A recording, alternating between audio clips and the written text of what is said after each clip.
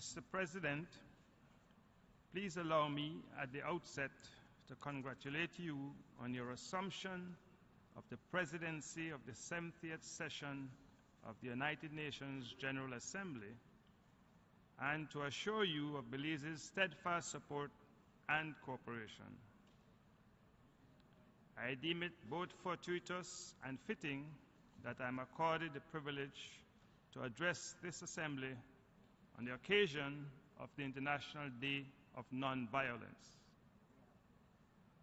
The theme, the United Nations at 70, the road ahead to peace, security, and human rights, provokes the question whether the United Nations, as presently constituted, is up to the task of providing the world's community with the protection it will so genuinely need in the coming years and expects to obtain from it. While the events which gave rise to the founding of the United Nations 70 years ago are in many respects similar to some of today's occurrences, it can legitimately be argued that the world of 1945 was neither confronted with nor did it contemplate a phenomenon as potentially intractable and catastrophic as climate change. Does it therefore follow that the United Nations is not imbued with the resilience to treat satisfactorily or adequately with this most ominous and dreaded phenomenon? Thanks to the information age and the attendant communication revolution, the ubiquitous media, both mass and social, incessantly publish disquieting global events widely and instantaneously. The events accentuated by the media are, for the most part, those which speak to the multifarious threats, misfortunes, and disasters being experienced on a daily basis by mankind. These threats all have their roots in man-made causes. The accelerated phenomenon of climate change, giving rise to the inexorable melting of the glaciers, the rising and warming of the oceans and seas, the spawning of super typhoons, hurricanes, tornadoes, and floods, droughts, desertification, and the indiscriminate igniting of conflagrations of gigantic proportions are increasingly attributed to anthropogenic interference with the climate system. The senseless violence and excesses of terrorists, religious extremists, rogue soldiers, police and security personnel, of human and drug traffickers, of regimes which brutally, mercilessly, and wantonly slaughter their own citizens and citizens of other countries whom they perceive pose a clear and present danger to them or to their vital interests, all constitute man-made threats to the world's population. Of all these threats, however, the one that poses the greatest existential threat to our entire planet and to all living things thereon is climate change. Eminent scientists opine and predict that the damage that will be done to the world's marine life and ecosystems caused by, for example, melting glaciers and rising sea temperatures alone are incalculable and irremediable,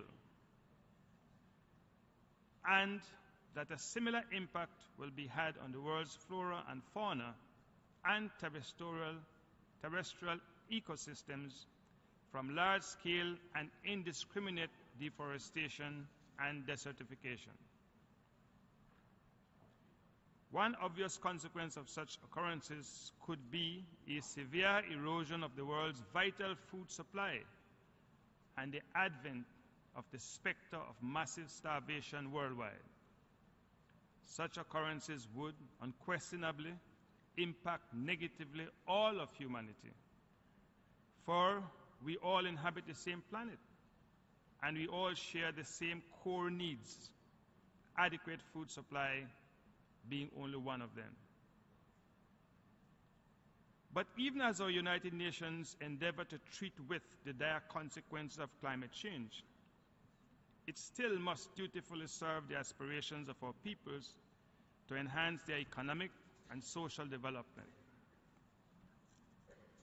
Though globally we can claim some success in poverty eradication, the current unprecedented, desperate, and perilous flight of hundreds of thousands of persons from the perennially impoverished south to the more affluent regions is irrefutable evidence of the most urgent need for more to be done for the poor and the powerless.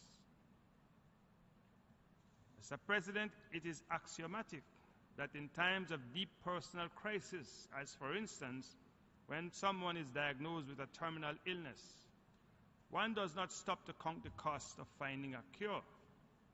On the contrary, strenuous efforts are immediately initiated in search of one, even if this entails the exhaustion of one's life savings. Given the clear and present existential threat posed by climate change, it is imperative that that threat be treated with no less urgency and gravity than that with which a diagnosis of terminal illness is treated. And we must do so in tandem with our ongoing quest to vest our people with hope, opportunities, and a chance to have the future they deserve. To that end, Mr. President, our world community must be prepared to deploy whatever resources that may be required without counting the cost. It will be most unwise for the wealthy nations whose historic responsibility it is to furnish said necessary resources without disproof to regard contributions made to meet these challenges as simply an exercise in philanthropy or altruism. Nothing would be further from the truth. Such contributions are vital investments in the survival of planet Earth and of all living things therein. Mr. President, some countries are evidently in greater and more immediate danger from the effects of climate change at this time than others. What is happening in the Bahamas as we speak, and what happened in Dominica, and earlier yet in Vanuatu, are constant and incontestable reminders of the particular vulnerability of small island developing states and low-lying coastal states like my own country, Belize. My government expresses its deep solidarity with our fellow SIDS members and assures you of our fullest support for them. Today, they are on the front lines. Tomorrow, it will be us. For no country will escape the devastating impacts of climate change, which differs neither to size, borders, wealth, nor lack thereof. The lessons of history are salutary. The tragic sinking of the mighty Titanic reminds us that whereas those passengers berthed in the lower decks of the Titanic were the first to perish, as that giant ship made its perilous descent toward the dark depths of the Atlantic on that fateful day of 10th April 1912, ultimately, all the passengers on that ill-fated ship who had not been rescued in life crafts perished by drowning, including those berthed on the topmost deck. We cannot afford to forget for one moment that all of us human beings are merely passengers on planet Earth, sailing ceaselessly in the celestial firmament. Belize is ever mindful that our community of nations, not unlike the proverbial chain that is only as strong as its weakest link, is only as strong as the weakest of our member nation. Small and weak though they may be, nations like my own form an integral part of humanity's food chain and security ecosystems. Any impairment of that food chain or security ecosystem potentially imperils the security of humanity globally. Mr. President, in its 70 years history, the United Nations has undoubtedly made notable inroads to combat climate change and to promote sustainable development. It has galvanized attention to climate change, adopted a framework convention to fashion a global response to stabilize greenhouse gas emissions without jeopardizing global development, marshaled financial, scientific, and technological support for countries lacking same, and with the adoption of 2030 Agenda for Sustainable Development, signaled a global transformation for planet, people, and prosperity. But the jury is still out on the UN's record of achievements. Notwithstanding a global commitment to tackle climate change, our efforts have been less than ambitious, and achieving a successor global emission reduction regime hangs in the balance, not the least because finance and technology are conspicuously wanting. Worse yet, the failure of the world's powers to agree to hold global average temperature increase to well below 1.5 degrees centigrade relative to pre-industrial levels will certainly condemn small island developing states and low-lying coastal states. Our misses in peace and security are no less grave, with the vulnerable paying the price of political expediency. Our awesome power of communication has stricken the world with the unrequited cries of men, women, and children suffering from indiscriminate acts perpetrated in Syria, Palestine, Israel, Nigeria, Ukraine, and beyond. This condition, Mr. President, brings me back to the question posed at the commencement of my statement regarding the capacity of this United Nations to treat with this most pressing global challenges. Belize entertains no doubt that the power, wealth, and knowledge that is reposed in the collective membership of the United Nations makes it capable of achieving stupendous feats. But we must first commit to work together and with all stakeholders, large and small, public and private. Unity is strength. The might of the United Nations rests in its universality and the endurable values enshrined in its charter. Belize readily shoulders its responsibilities as a member of this community of nations. We are committed to doing all in our power that will conduce to the containment, if not reversal, of climate change. We have joined with our brothers and sisters of the small island and low-lying developing states in a pioneering initiative called SIDS DOC, which Belize proudly hosts, to foster a transition to low-carbon and climate-resilient economies. We also commit to push for a robust and ambitious regime in Paris that will have all of us work in lockstep to stabilize greenhouse gas emissions and safeguard the planet and the sustainable development of her people. Likewise, we stand ready to provide every support to the United Nations initiatives that will bring the warring factions in Syria and in Israel and Palestine to the table to find peaceful solutions to their differences. We are committed to combat terrorism and unreservedly condemn the atrocities perpetrated against women and girls in Nigeria by Boko Haram. We express our solidarity with the Nigerian government on its efforts to dismantle that criminal gang and to bring its members to justice.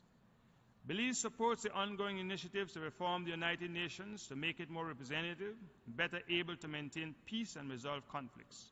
We continue to call for the United Nations to engage with Taiwan, whose 23 million people stand ready to contribute, especially through UN specialized agencies, in resolving the world's problems, and who have every expectation that their interests should be heard and represented. We welcome the unanimous support for the Security Council's decision to terminate 7 resolutions that inflicted sanctions on Iran upon receipt by the Council for a report from the International Atomic Energy Agency. Belize also welcomes the reestablishment of diplomatic relations between the United States and Cuba, and we urge the United States to now proceed expeditiously to put an end to the very damaging embargo against Cuba and to return Guantanamo Bay to the Cuban government. We call upon powerful arm-producing nations to refrain from selling arms and weapons to those who use them to oppress others and to warlords in war-torn countries. Mr. President, Belize has always taken peace, security, and respect for human rights very seriously. Our Constitution is modeled on the 1945 Universal Declaration on Human Rights. The protections of fundamental rights and freedoms are enshrined therein. The Belize government assiduously respects the rule of law. Belize also endeavors to be a good global citizen. Our laws have evolved to reflect international norms and standards, from human rights to finance, creating enabling environments to promote and protect fundamental freedoms of our people and to foster socially responsible investment in our country. Our National Assembly has recently enacted a new and robust Banking Act and improved regulations for our ships registry, regulations in line with global efforts, including that of the OECD, to enhance transparency and to strengthen our legislative framework. Our government is focused very heavily on improving the lives of ordinary Belizeans.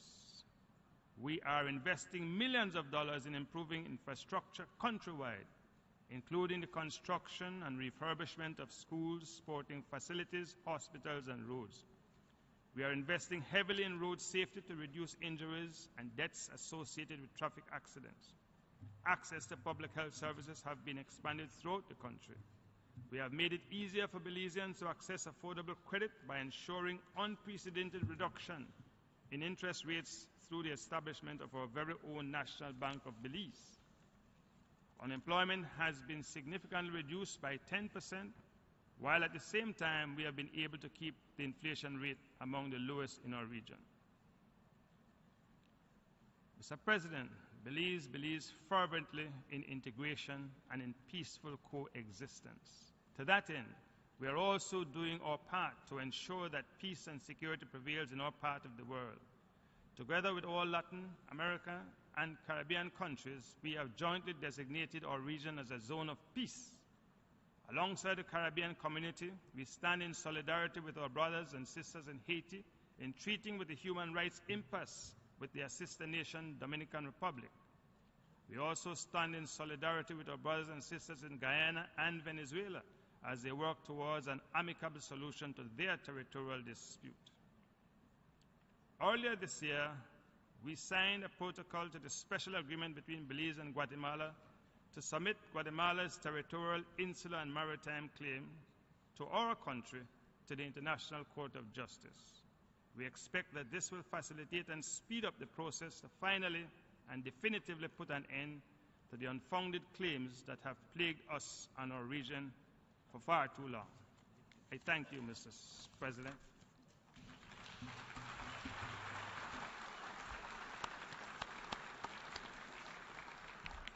I thank the Attorney General and Minister for Foreign Affairs and Foreign Trade of Belize. And I now give the floor to Her Excellency